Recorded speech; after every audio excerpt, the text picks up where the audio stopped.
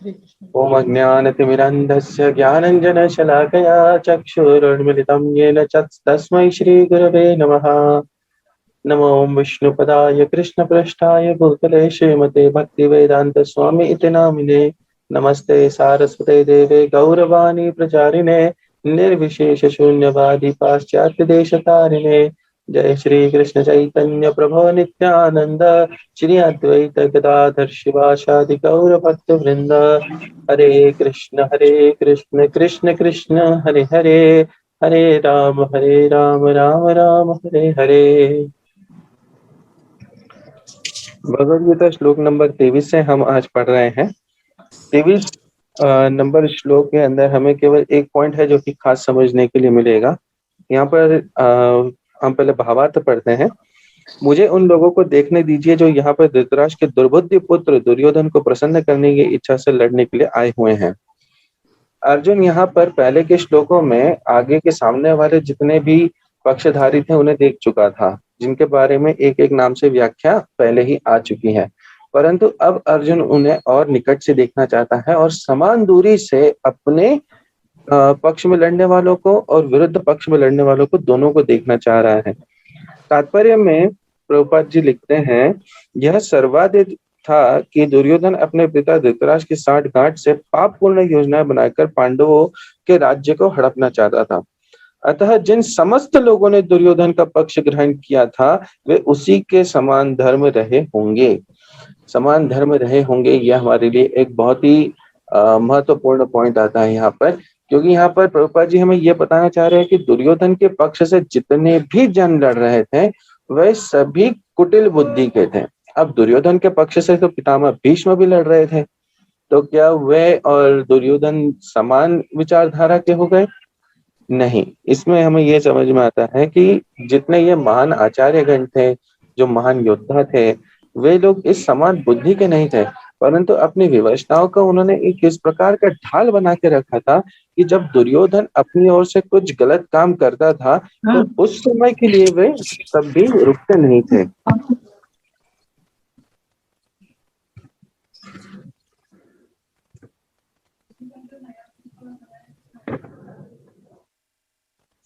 उस समय के लिए वे उसे रोक भी नहीं सक पाते थे। इसके आगे के श्लोक में हम पढ़ते हैं जहां पर संजय जी कह रहे हैं। संजय ने कहा, हे भरतवंशी, अर्जुन द्वारा इस प्रकार संबोधित किए जाने पर भगवान कृष्ण ने दोनों दलों के बीच में उस उत्तम रथ को लाकर खड़ा कर दिया। तात्पर्य, इस श्लोक में अर्जुन को गुड़ाकेश कहा गया है।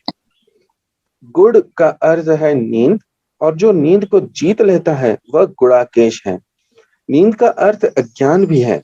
अतः अर्जुन ने कृष्ण को मित्रता के कारण नींद तथा अज्ञान दोनों पर विजय प्राप्त की थी। यहाँ पर हमारे लिए समझने वाली बात क्या है? यहाँ पे हमें समझने वाली बात मुख्य ये आती है कि जो भक्त होता है या जिसे भी आध्यात्मिक जीवन के अंदर प्रगति करने की इच्छा होती है, लालसा होती है, जो अपने आप में अपने ऊपर विजय प्राप्त करना चाहता है, उसके लिए सबसे पहली चीज है कि वह नींद पर विजय प्राप्त करे। कई प्रकार के व्यसन होते हैं लोगों को, कई प्रकार के, और उन सब में से सबसे जो बड़ा व्यसन माना गया है, जो कि किसी की भी प्रगति के अंदर विक्षेप पैदा करता है, भले ही वो आध्यात्मिक हो, भले ही वो भौतिक हो, उन सभी प्रकार की प्रगतियों में सबसे बड़ा विक्षेप पैदा करने वाला जो एकमात्र व्यसन है उसे निद्रा कहा जाता है। और निद्रा को जीतना बहुत आवश्यक है। जो व्यक्ति मान लीजिए समय मिलते ही आज कुछ काम किया, दूसरे काम के बीच का थोड़ा बहुत समय मिला है, तुरंत बिस्तर पकड़ लिया, हर 2-2 मिनट बाद बिस्तर पकड़ना, अथवा आध्यात्मिक कार्य करते हुए बिस्तर पकड़ना, लेक्चर सुन रहे हैं बिस्तर पे लेटे लेटे, पुस्तक पढ़ रहे हैं लेटे लेटे, इन सब चीजों से उस व्यक्ति का आध्यात्मिक प्रगति नहीं होती है। वो पुस्तक तो पढ़ लेगा परंतु उसका जो ज्ञान है उसके पास में नहीं आएगा। इसी प्रकार से लेक्चर भी सुनते हुए जो ऐसे हम लेटे लेटे सुन लेते हैं, व्यक्ति का ध्यान नहीं जाता है। हमारी चेतना उस तत्व को ग्रहण करने वाली नहीं होती है जब तक हम उसमें पूरे ध्यान से बैठ कर के श्रवण ना करें अथवा उसको पढ़े नहीं। निद्रा पर विजय पाना अपने आप में एक बहुत आवश्यक वस्तु है। और कैसे पाई जा सकती है? हम इस्कॉन मंदिरों में, किसी भी मंदिर में चले जाएंगे तो हमें देखने को मिलता है कि सुबह 4:30 बजे हर एक मंदिर में एक साथ में शंखनाद होता है और हर हर एक मंदिर में आरती होती है।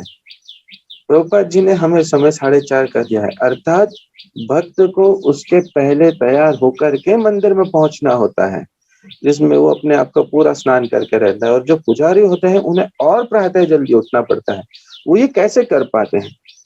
इसका सीधा सीधा एक साधारण सा उत्तर हमें प्रभुपाद जी अपने तात्पर्य में दे रहे हैं कि अर्जुन ने कृष्ण की मित्रता के कारण नींद तथा अज्ञान दोनों पर विजय प्राप्त करी थी। अर्थात इसमें हम क्या समझ सकते हैं कि जब हम भगवान की भक्ति करने में लगते हैं, भगवान की शरण ग्रहण करते हैं, जब हम कृष्ण कॉन्शियसनेस को धीरे धीरे करके फॉलो करते रहते हैं, तब हमें अपने आप निद्रा पर विजय प्राप्त करने की शक्ति मिलती रहती है। हमें उस शक्ति का प्रयोग करके अपनी निद्रा पर विजय प्राप्त करनी चाहिए। और निद्रा यहाँ पर एक संकेतात्मक शब्द भी है, जहाँ पर हमें ये समझ में आ सकता है कि निद्रा अर्थात सर्वत्र हमारी इंद्रियों के बारे में भी बात की जा रही है। धीरे धीरे जैसे हम कृष्ण कॉन्शियसनेस प्रैक्टिस करते हैं, हमें अपनी इंद्रियों पर विजय प्राप्त करने का भी मौका मिलता है। जैसे मान लीजिए खाने पीने के लिए हमारी जिह्वा पर हमारी लगाम लगती है, आंखों पर लगाम लगती है, कानों पर लगाम लगती है। हमें ऐसा लगता है कि हम इन सब चीजों में जकड़ गए हैं, हमारे लिए एक जेल बन गया है कि ये मत करो, वो मत करो, वो मत करो। परंतु यदि आप किसी भक्त से वास्तविकता में पूछेंगे, किसी से भी पूछिए, उसे यही अनुभूति होगी कि उसको एक प्रकार की मुक्ति मिली है। कैसे मुक्ति मिली है? जैसे हम केवल प्रसाद वही पाते हैं जो भगवान को भोग लगाया हुआ हो। हमें आगे इसका महत्व पढ़ने को मिलेगा आगे के चैप्टर्स में आके। जब हम केवल भोग लगाने के बाद ही जो अन्न है उसे ग्रहण करते हैं, उसका आदर करते हैं, इसका अर्थ ये आता है कि मैं जबरदस्ती इधर उधर कंटिन्यूअसली अपनी जिह्वा को सेटिस्फाई करने वाला काम नहीं करूंगा। जैसे व्यक्ति कहीं बाहर जाते हैं, तुरंत उनको कुछ दिखा, चलिए पैसों का व्यय कीजिए, फटाफट ये लीजिए, खा लीजिए, बढ़िया लगेगा। उस 2.5 इंच की जिह्वा के लिए हमारा तपस्या पूर्ण भंग हो जाता है। परंतु व्यक्ति जब कृष्ण कॉन्शियसनेस फॉलो करता है तो उसको वो सब की आवश्यकता ही नहीं पड़ती है। इसी प्रकार से हम कानों के ऊपर जब भगवान का कीर्तन अथवा नाम, गुण, रूप, लीला आदि सुनते रहते हैं तो उनमें अपने आप रुचि बनती है, उनमें अपने आप वो टेस्ट डेवलप होने लगता है। तो फिर मूवी, सिनेमा और वो सास बहू के सीरियल और ये सब बकवास लगने लगते हैं और इन सब में से मन उठ जाता है। हमें ऐसा लगता है कि ये तो जीवन का आनंद खत्म कर रहा है, परंतु नहीं, एक भक्त उसको एक दिव्य स्वरूप का आनंद अनुभूति होती है और तब उसके अंदर उसको और रोमांच आता है और उसमें वो और संलग्न होता है। आगे हम पढ़ते हैं, कृष्ण के भक्त के रूप में वह कृष्ण को क्षण भर भी नहीं भूल पाए, क्योंकि भक्त का स्वभाव ऐसा ही होता है। यहाँ तक कि चलते अथवा सोते हुए भी कृष्ण के नाम, रूप, गुणों तथा लीलाओं के चिंतन से भक्त कभी मुक्त नहीं रह सकता। इतना सुंदर सा पॉइंट कह रहे हैं प्रभुपाद जी कि भक्त को इतनी आसक्ति हो जाती है भगवान में कि वो चलते सोते समय भी कृष्ण के नाम, गुण, रूप, गुण, लीलाओं में चिंतन करता रहता है। अतः कृष्ण का भक्त उनका निरंतर चिंतन करते हुए नींद तथा अज्ञान दोनों को जीत सकता है। नींद और अज्ञान दोनों साथ में ही चलता है। भगवान आगे के चैप्टर्स में बताएंगे कि मुझसे ही विस्मृति भी आती है, ज्ञान भी मुझसे आता है, विस्मृति भी मुझसे आती है। विस्मृति का अर्थ नींद से भी जोड़ा जाता है। कई लोगों को ऐसा हुआ है जो जिनको नींद नहीं आती थी, रात भर के लिए जगे पड़े हैं या दवाइयां खा रहे हैं, उससे नींद आ रही है।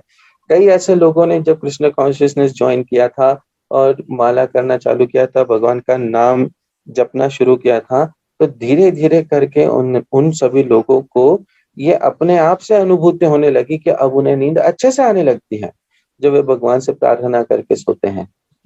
ऐसा क्यों होता है? क्योंकि भगवान से ही विस्मृति भी आती है और विस्मृति का अर्थ नींद होता है।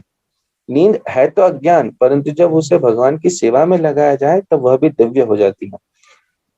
अब ये प्रश्न आता है कि नींद को भगवान की सेवा में कहाँ से लगाया जा सकता है? व्यक्ति तो सो रहा होता है, सोने हुए को और सेवा को दोनों तो साथ में मेल खाते ही नहीं। तो इसमें से हमें ये समझ में आता है कि नींद को भगवान की सेवा में तब लगाया जा सकता है जब व्यक्ति सो इसलिए रहा है कि सुबह वो जल्दी उठ करके भगवान का नाम जप सके। प्रातः काल में उठ करके भगवान का नाम जपना अपने आप में सर्वश्रेष्ठ बात मानी गई है।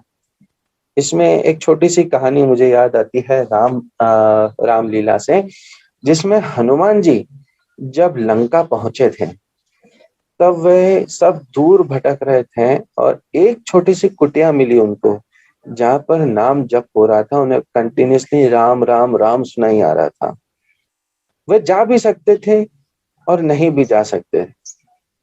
अब नहीं जाने के कारण क्या हो सकता है? ऐसा भी हो सकता है कि रावण ने अपने कुछ गुप्तचर या कुछ खास अंगी लोगों को अपने ही देश में रख रखा हो कि यहाँ पर आप राम का नाम जाप कीजिए, कि ताकि कोई भी गुप्तचर अगर राम की सेना से आता है तो हम उसे पकड़ सकें। परंतु उस समय जो काल था वो एकदम सूर्यास्त वाला था, वो ब्रह्म मुहूर्त का समय हो रहा था, सूर्योदय के लगभग 1-1.5 घंटे पहले का। और इसलिए हनुमान जी ने जब देखा कि उस कुटिया से राम का नाम आ रहा है तो वे तुरंत मिलने चले गए। क्यों? क्योंकि भक्त वो होता है जो ब्रह्म मुहूर्त में, जो प्रातः काल में उठ करके भगवान का नाम जप करता है। दोपहर के समय में तो दुष्ट व्यक्ति भी कर लेगा, परंतु वास्तविक तपस्या इसी में है कि हम सुबह उठें ब्रह्म मुहूर्त में और भगवान के नाम का जाप करें। इसी को कृष्ण भावनामृत या समाधि कहते हैं। प्रभुपाद जी ने अगली लाइन में लिखा है, इस समाधि ये है कि व्यक्ति सोते उठते समय भी भगवान के नाम गुण रूप लीलाओं का चिंतन करे। आगे के श्लोक में जाते हैं, जहां पर अब हम ये देख सकते हैं कि भगवान ने अपना रथ कौरवों और पांडवों के एकदम मध्य में जाकर के खड़ा कर दिया है। भीष्म, द्रोण तथा विश्व भर के अन्य समस्त राजाओं के सामने भगवान ने कहा कि हे पार्थ, यहाँ पर एकत्र सारे कुरुओं को देखो। अभी तक तो अर्जुन सभी सेनावासियों को देख ही रहा था, जहां पर कई बार हमने नाम सुन लिया है कि कौन कौन खड़े हैं सामने वाले पक्ष में और स्वयं के पक्ष में। परंतु यहाँ पर स्पेसिफिकली अलग से भगवान कह रहे हैं कि कुरुओं को देखो। ऐसा क्यों? क्योंकि अब देखिए, शंखनाद हो चुका है। शंखनाद होने का मतलब यह है कि अब युद्ध होगा ही, और अर्जुन ने अपना शंख बजा दिया है, मतलब अर्जुन युद्ध करने के लिए तैयार खड़ा है। उसके मन में कोई दुविधा नहीं है कि मुझे युद्ध करना है या नहीं करना है।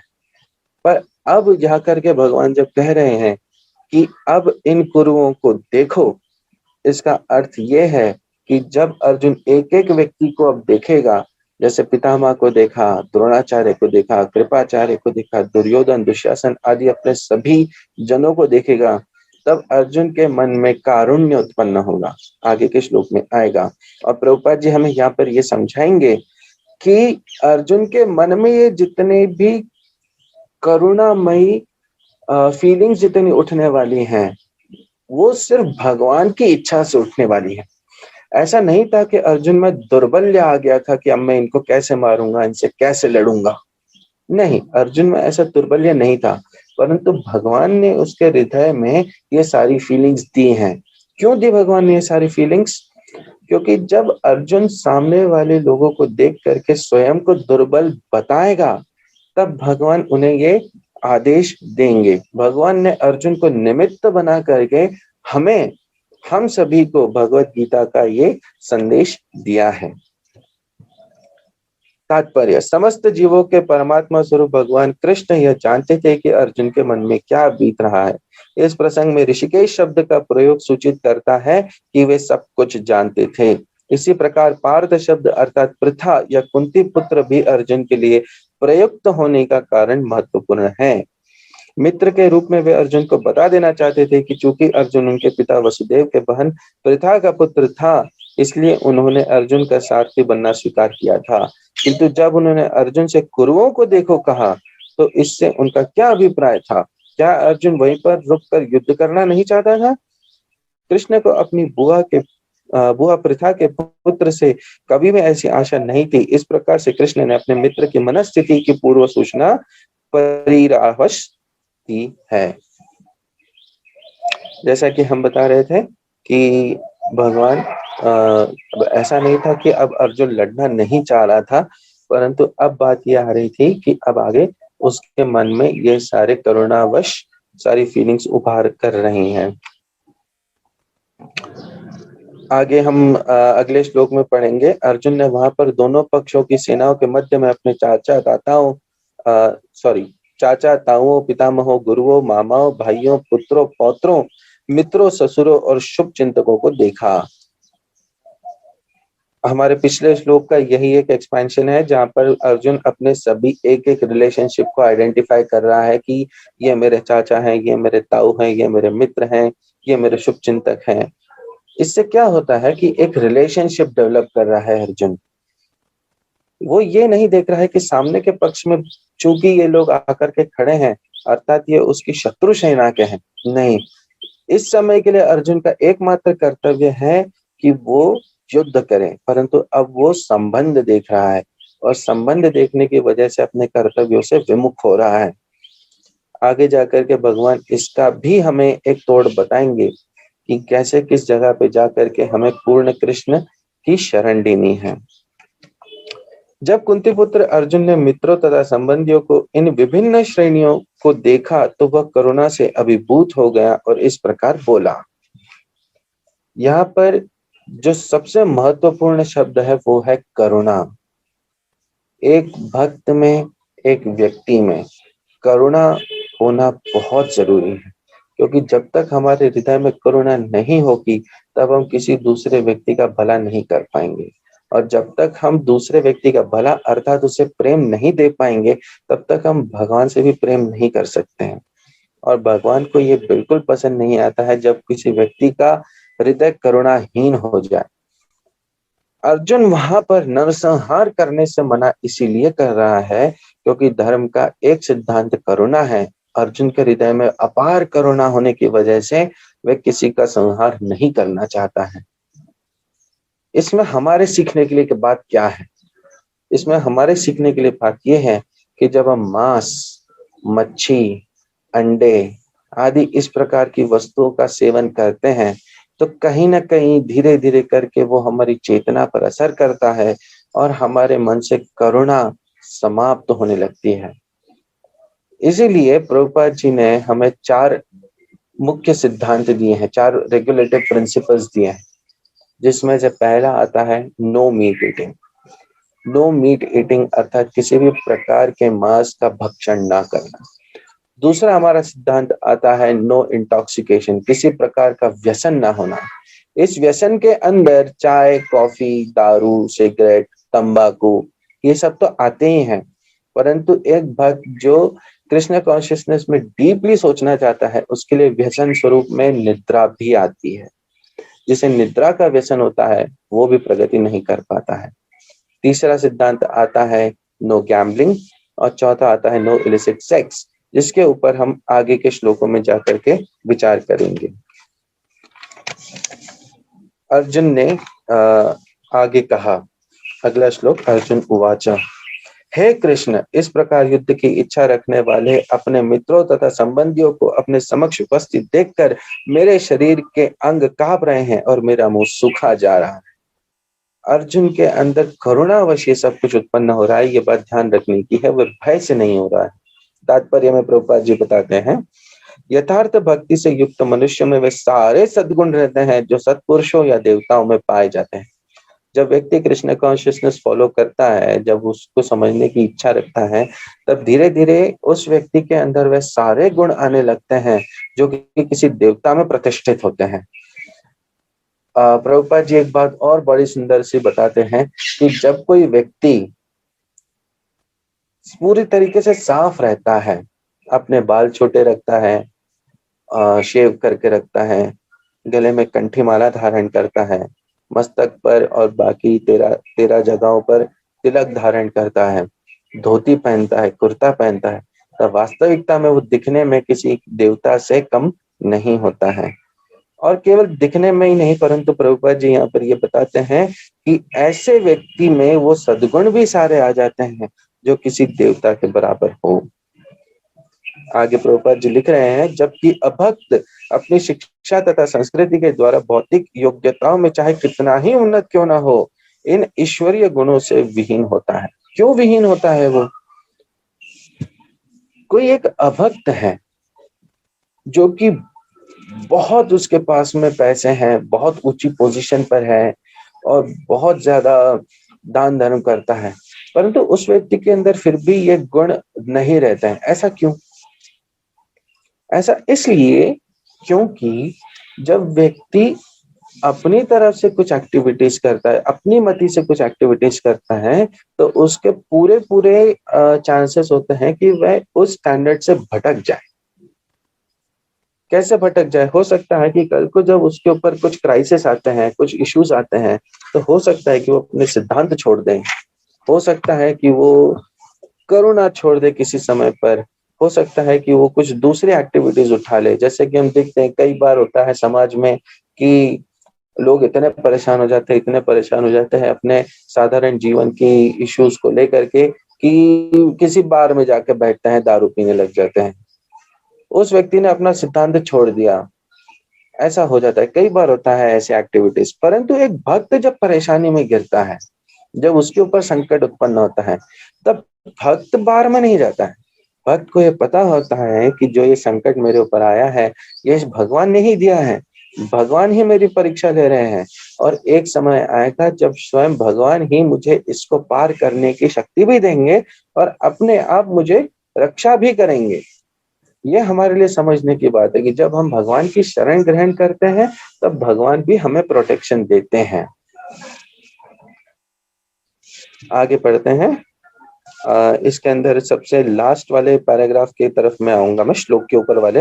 अर्जुन में ऐसे लक्षण किसी दुर्बलता के कारण नहीं, अपितु हृदय की कोमलता के कारण थे, जो भगवान के शुद्ध भक्त का लक्षण है। यहाँ पर हमें एक बात ये और समझ में आती है कि अर्जुन ने केवल अपने जो सगे संबंधी है, केवल उनके प्रति ही करुणा नहीं दिखाई है, परंतु उन सब के प्रति भी करुणा दिखाई है जो उसके शत्रु हैं, जो सामने के पक्ष में आके खड़े हैं, उससे लड़ने के लिए पूरी तरीके से निश्चय करके आए हैं। ऐसे लोगों के प्रति भी अर्जुन करुणा बता रहा है।